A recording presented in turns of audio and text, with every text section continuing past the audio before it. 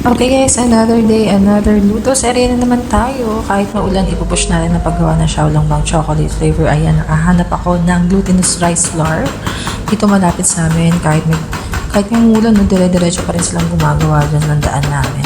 At pumili ako ng 30 pieces na flat tops. Thank you kay ate kasi may free na 5. Pagka uwi ko, eto na. Hinanda ko na yung mga kailanganin natin. At kakatulungin ko si Butching para mas mapadali. So una, kailangan natin ng ating mixing bowl. Tapos ayan, tansya-tansya na lang tayo dun sa glutinous flour. Lagyan ko ng half cup ng sugar tsaka ng powdered milk. Then a pinch of salt.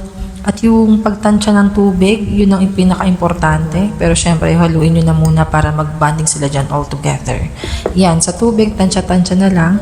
Kapag masyado siyang madami, dagdagan nyo na lang yung paglagay ulit ng glutinous flour para makuha nyo yung desired texture na kailangan sa paggawa ng palitaw or nung mochi. So ayan, dinagdagan ko kasi lumabnaw siya, napasobra ako ng tubig. Kinamay ko na yan guys. Pero don't worry naman, naghugas ako ng kamay before ko yan gawin. So medyo mahirap lang to gawin na i-mix ng i-mix hanggang sa ma-form yung ganyang texture niya. Yan na siya. Mukha na siyang clay. Rest natin ng 15 minutes. So dito yung mga...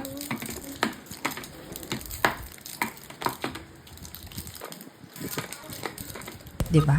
So, after 15 minutes, ito na siya. Narest na natin. Kukuha tayo ng ating measuring tablespoon or teaspoon. Ipa-flatten nyo lang siya. Lalagay nyo yung chocolate sa gitna at bibilugin. And then, just repeat the process hanggang sa maubos nyo yung mixture or yung mochi mismo. And then, right after nyo na kailangan nyo namang gawin ay magpainit ng tubig kasi dun yung lulutuin yung mga nahulmanin yung mga xiaolongbao. Yan. Pero to be honest, parang palataw lang siya na may palaman. And we were able to make this 29 pieces. So tara guys, lagain na natin to. Magpainit kayo ng tubig, huwag nyo ilalagay yung mga balls na kumukulo kasi malalabsak siya or madudurog siya. So make enough space din. Then after 2 minutes, hanguin nyo na at luto na yan. Mabilis na naman malutuin or kapag umangat na kaya nga siya palitaw. So guys, so far, wala pa itong sea salt pero ang sarap na niya. Mamaya, try natin yung may sea salt. Pakita ko sa inyo. So hi guys, kakain na kami ngayon. Pangalawang record na namin ito, nawala na yung isa. So ito na yung chocolate xiaolongbao na ginawa namin. Pero parang palitaw mode lang siya na may chocolate sa loob. Uy. Tapos gumawa ako ng homemade sea salt cream.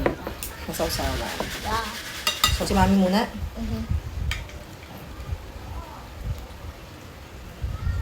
Ewan si Buching, baka di niya kasi bet eh.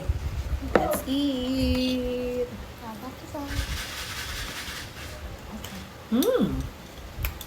Ang sarap! Ang sarap! Grabe. The chocolate is chocolatey. I'm gonna get mine. At least I have a plate. May plate ka na, hulog-hulog pa. Guys, Dip it. Where's the spoon? nakafocus kayo na rin. Ayan. I just Sige, your turn. look at that. May sea salt siya. May sea salt cream o wala. Ang sarap siya. Are you proud about what we did? Proud about what we did? Proud about what we did? Yeah, I did.